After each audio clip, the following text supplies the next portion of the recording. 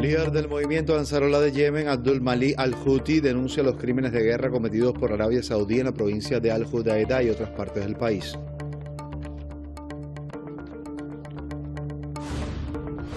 En medio de fuertes críticas, el gobierno británico aprueba la extradición del fundador de Wikileaks a Estados Unidos. El hermano de Assange denuncia complots de la CIA para secuestrar y asesinar a su hermano.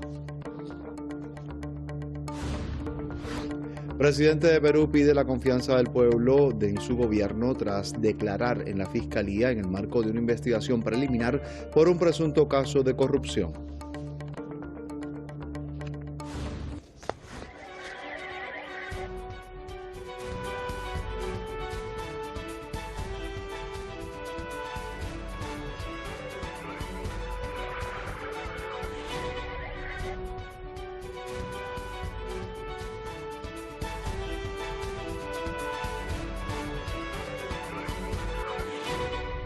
¿Qué tal? ¿Cómo le va? Qué bueno que se siguen sumando nuevos amigos a nuestras transmisiones en vivo, en directo desde Teherán. Soy Johanny Noguet. Ya estamos en tiempo de Hispan TV Noticias. Comenzamos.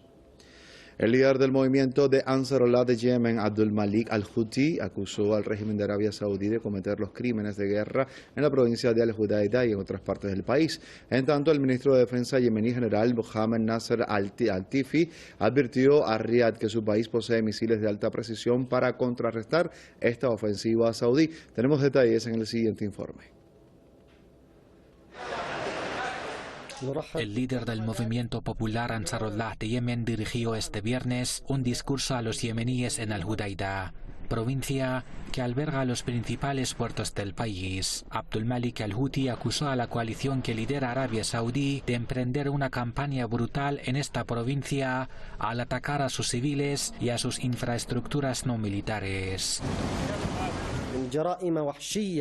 La agresión cometió genocidio, crímenes brutales que avergüenzan a la humanidad, asesinatos en masa, destrucción sistemática y ataques diarios a la gente de esta provincia en sus mercados, en sus hogares, en sus caminos.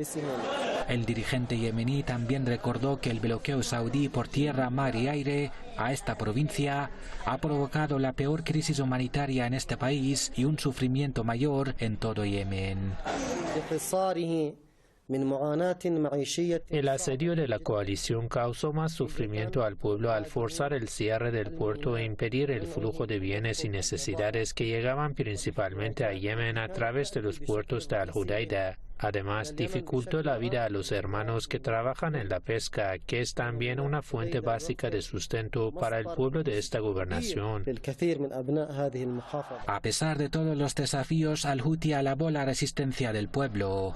Hace días alertó a los líderes saudíes de que su país posee misiles de largo alcance y de alta precisión, advertencia que fue renovada este viernes por el ministro de Defensa de este país. La competencia y la experiencia yemení en la industria militar han alcanzado niveles que serán demostradas en los campos de confrontación y entregarán el mensaje más adecuado a los líderes de la agresión. Al-Tifi recordó que ni siquiera los interceptores antimisiles Patriot que el reino saudí compró hace meses a Estados Unidos le salvarán de drones y misiles yemeníes si Riad opta por seguir con su intervención militar. Pahit Hodadadi, Hispan TV Noticias. El canciller de Irán, Hossein Amir-Abdollahian, rechazó la injerencia extranjera en la solución de problemas de Asia Occidental y pidió la unidad para afrontar los retos que se avecinan. El jefe de la diplomacia iraní, en una conversación telefónica con su homólogo de Omán, Badr bin Hamad al-Busaidi, recordó que las naciones de la región son las que deben decidir su destino y no los extranjeros. Amir-Abdollahian aludió a la próxima visita de Joe Biden a la región y ratificó que los países vecinos no deben permitir que las potencias extranjeras afecten a la cooperación y la estabilidad de la zona. También recibió con beneplácito la visita planificada de una delegación omaní a Teherán para reforzar sus nexos bilaterales. Y en medio de fuertes críticas, el gobierno de Reino Unido aprobó la extradición del fundador de Wikileaks, Julian Assange, a Estados Unidos. Sin embargo, su familia promete hacer todo lo posible para bloquear esa decisión. Tenemos detalles de inmediato. pancartas en las que se leía «Libertad a Julian Assange» y «Defiendan la libertad de expresión», reunidos frente al consulado británico en Nueva York, familiares de Assange prometieron luchar hasta que se haga justicia. Sucede después de que la ministra del Interior británica, Priti Patel, aprobara la extradición del fundador de Wikileaks a Estados Unidos para enfrentar cargos penales. La democracia muere en la oscuridad y hoy es un día oscuro para la democracia. El gobierno del Reino Unido ha decidido hoy que un periodista y editor puede ser extraditado de su país por publicar pruebas de crímenes de guerra, tortura y corrupción. Julian Assange apelará esta decisión ante el Tribunal Superior del Reino Unido, pero lo que esta decisión significa es que el periodismo básico, el periodismo que la gente hace todos los días, ahora es ilegal en el Reino Unido. Para muchos, Assange es un héroe antisistema que ha sido victimizado porque expuso los crímenes cometidos por Estados Unidos en los conflictos en Afganistán e Irak, y que su enjuiciamiento es un ataque al periodismo y la libertad de expresión por motivos políticos. Su hermano también denunció complots de la CIA para asesinar a Julian. Hubo complots dentro de la CIA para secuestrar a Julian, para asesinarlo. También hubo confirmación de que había dispositivos de grabación en la Embajada de Ecuador, donde Julian pasó 7 años. Los dispositivos estaban grabando sus reuniones. Esto por sí solo debería ser suficiente para que este caso se desestimara. Es un enjuiciamiento de la era Trump que la administración Biden puede abandonar ahora mismo. A su vez, desde Londres, la esposa de Assange prometió luchar contra la decisión del gobierno británico. Dijo que recurrirán a todas las vías de apelación disponibles. Insistió en que Estados Unidos solo intenta vengarse de su esposo por exponer crímenes de guerra cometidos por los militares norteamericanos. Vamos a luchar contra eso. Vamos a utilizar todas las vías de apelación. Voy a pasar cada hora del día luchando por Julian hasta que esté libre, hasta que se haga justicia. Julian no ha hecho nada malo. Ha hecho todo lo que debe hacer cualquier periodista que se precie cuando le dan pruebas de un Estado cometiendo delitos de corrupción. Por su parte, la abogada Jennifer Robinson apuntó que el equipo de defensa apelará la decisión en los tribunales británicos y, de ser necesario, dijo, ante la Corte Europea de Derechos Humanos. De ser juzgado y declarado culpable por un tribunal norteamericano, el fundador de Wikileaks podría ser condenado a 175 años de cárcel, a partir de los 17 cargos relacionados con la ley de espionaje que se le imputan. Cristina Leiva con información de Hayam Chokri, Hispan TV Noticias. La vicepresidenta ejecutiva de Venezuela, Delcy Rodríguez, manifestó que las sanciones contra Rusia carecen y crean dificultades hacia los propios países que iniciaron y generan contratiempos para el mundo. En un discurso que pronunciara ante el Foro Económico Internacional de San Petersburgo, Rodríguez dijo que cada medida de presión hacia Rusia es un boomerang contra los pueblos de Estados Unidos y Europa. Recordó que no se puede desaparecer de la faz de la tierra a un país como Rusia, alto productor de petróleo y gas. Advirtió que Europa, que por más que se disponga un plan para sustituir el gas que importa de Rusia, perdería ese suministro y también pondría en riesgo a las poblaciones de sus países. El dirigente indígena de Ecuador, Leonidas Issa, anunció que se movilizará hacia Quito. Sucedió durante el 5º día de jornadas de manifestaciones, mientras Guillermo Lasso recibía a un grupo de indígenas en un intento de desactivar esas protestas. Ampliamos. En el 5º día, el presidente de la Confederación de Nacionalidades Indígenas de Ecuador, Leonidas Issa, anunció que en el plazo de 2 días participará en un recorrido que lo llevará a la capital, Quito. En el plazo de 48 horas coordinaremos las condiciones logísticas de alimentación y toallas desde nuestras comunidades, desde nuestras organizaciones, para caminar y participar en las movilizaciones en la ciudad de Quito. Mientras, Lasso recibió este viernes a un pequeño grupo de indígenas en la Casa de Gobierno para intentar poner fin a las protestas en el país suramericano. El diálogo es la mejor salida y hoy junto a AME y Congope sabemos que debemos agotar todas las vías de diálogo a pesar de nuestras diferencias. Esta es la mejor manera de encontrar soluciones colectivas a los problemas sociales del Ecuador. Reiterarles todo nuestro apoyo a sus gobiernos locales, aclarar algunos puntos de trabajo que teníamos pendientes y diseñar la hoja de ruta que tenemos establecida para la próxima semana. Hemos podido aprovechar bastante bien la mañana y obviamente también pues absolver algunas consultas de ellos respecto de sus distintos territorios. El líder de la CONAIE ha reaccionado hoy ante la reunión. Dijo que su organización no dialogará con el gobierno hasta que no haya un resultado ante las demandas de los indígenas. Ratificamos, compañeras y compañeros, no hay ningún diálogo. Ratificamos, compañeros y compañeras, que ningún miembro de manera individual puede convertirse en intermediarios de los procesos de diálogo. Leonidas Issa asegura, no obstante, que continuarán las protestas hasta que el gobierno cumpla con sus reclamos. Agregó que la protesta debe llevarse con dignidad y conciencia colectiva. Debemos cerrar cualquier proceso de vandalismo. Debe ser controlada en sus estructuras organizativas. No aceptamos que una lucha que hemos llevado hasta este día se pretenda convertir en un acto delictivo en este país. La CONAIE hace un reclamo de 10 puntos, entre ellos que se congele el precio de los combustibles, que no se firmen tratados de libre comercio que destruyen la producción nacional y entrega de subsidios agrícolas. Cristina Leiva con información de Mastiel Igolí, Hispan TV Noticias.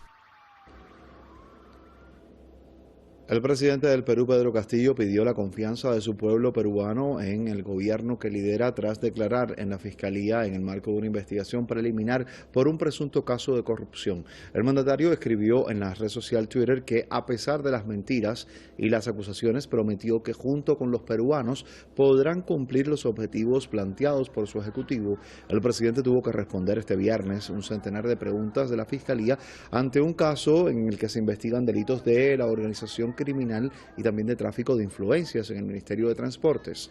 Castillo asegura que no tiene nada que ver con estos actos irregulares, que es un hombre honesto, así lo ha dicho. Y varias son las denuncias que se han dado y se han hecho en la campaña de elección a la presidencia de Colombia, y estas van desde fraude hasta amedrentamientos con fuerza pública. Nuestro compañero de labores, Álvaro Altamiranda, tiene todos los detalles directamente desde Bogotá, la capital. La falta de una auditoría internacional para el reconteo de los votos en las elecciones a presidente el próximo domingo 19 de junio hace que la campaña del Pacto Histórico desconfíe de la eficacia que pueda tener la Registraduría Nacional en este conteo. Nosotros lo que queremos el próximo 19 de domingo es que haya transparencia, porque nunca se hizo la auditoría del software. Necesitamos que la observación internacional esté pendiente, porque nos preocupa que por vía de software nos quieran ganar las elecciones. Para tal efecto, nosotros estamos llamando a Colombia a votar masivamente. Otra falencia que ha tenido este proceso electoral es que los colombianos no han tenido la fortuna de poder ver a los dos candidatos en un último debate que pueda definir mejor el voto a conciencia. Ha habido mucho ruido detrás de cada uno de los candidatos, pero sobre todo había una negación de uno de ellos, del señor Rodolfo Hernández, a presentarse a un debate en donde se puedan crear condiciones de análisis frente a las propuestas que se esgrimen por parte de esos programas de gobierno para que la gente pueda optar un voto consciente. Las redes sociales y algunos medios de comunicación han sido cajas resonantes y atizantes para que este proceso se dé en cierto sentido agresivo, lo que al parecer es la nueva forma de hacer política en muchos países del mundo. Ha habido una polarización en las redes sociales que lamentamos, hay unos señalamientos que lamentamos, pero yo creo que en general hace parte del juego político pues que se muevan las redes como se han movido en esta campaña. No podemos reclamar que esta hostilidad esté en manos de las redes sociales, sino que se cultiva de alguna manera cuando no respetamos reglas básicas del debate, pero también yo he visto en medios de comunicación masiva, en mesas de trabajo radiales y en algunas de las versiones online, un ejercicio supremamente hostil frente a los candidatos, incluso hacia alguno de los candidatos.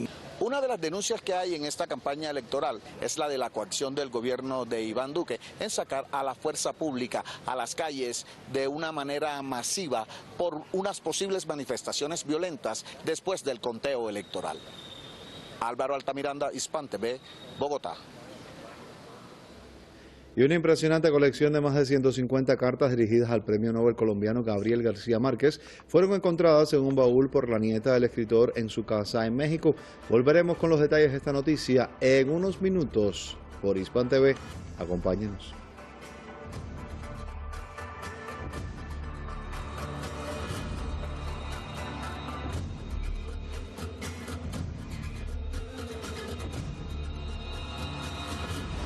En Australia, cientos de personas se manifestaron pidiendo la retirada de las armas policiales de las comunidades indígenas. Escuchemos.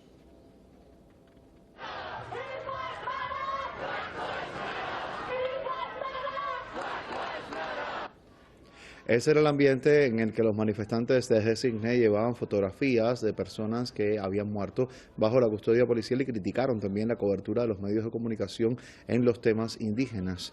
Asimismo, al pedir un alto el fuego, los manifestantes exigieron la desfinanciación de la policía y también la redirección de su financiación hacia servicios comunitarios.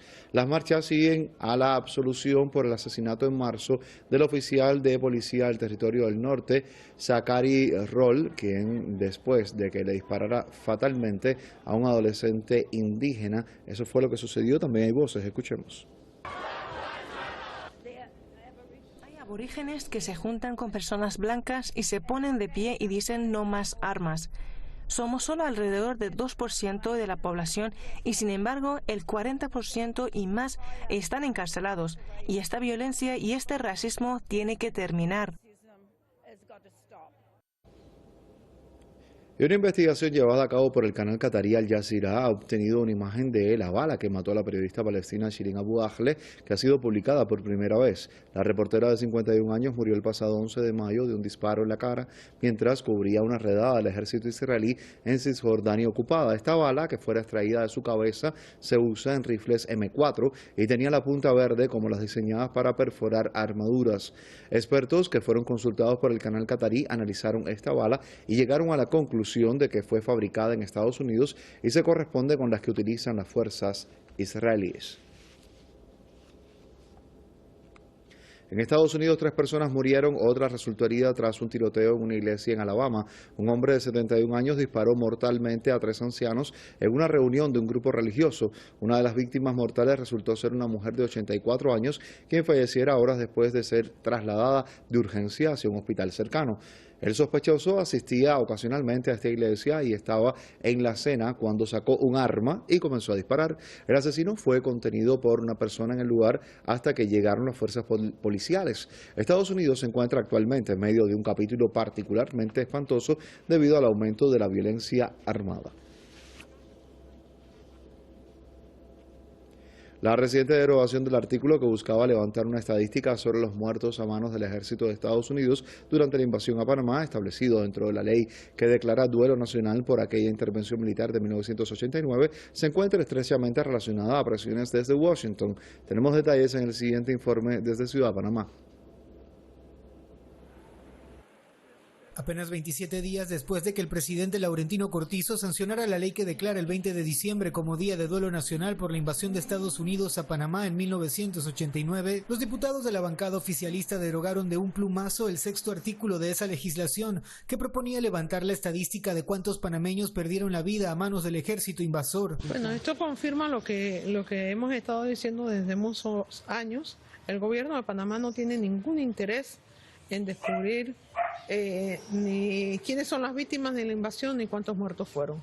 Su alianza de gobierno es con el gobierno de Estados Unidos. Y se realizó de manera solapada a través de otra ley referente a temas tributarios, lo que profundiza las sospechas detrás de la intención legislativa. Normalmente hacen la trampa de una forma muy sofisticada. En vez de decir, elimínese del censo de población y vivienda todas las preguntas que tienen que ver con las víctimas de la invasión de Estados Unidos a Panamá en 1989, lo que dicen es, elimínese el artículo 6 de la ley 291 de 2022.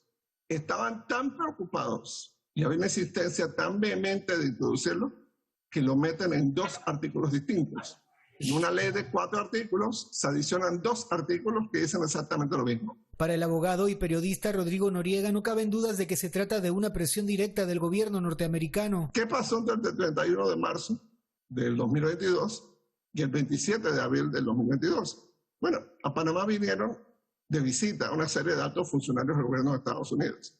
Entonces, para mí, mi única conclusión es que le hayan pedido al gobierno del presidente Cortizo que se eliminara esto. A las recientes visitas del secretario de Estado y el secretario de Seguridad Interior de la Casa Blanca podríamos agregar la llegada esta semana de la comandante jefe del Comando Sur, Laura Richardson, quien también visitó el país con el supuesto objetivo de tratar temas relacionados a la migración y seguridad en la región. Para mí es muy claro.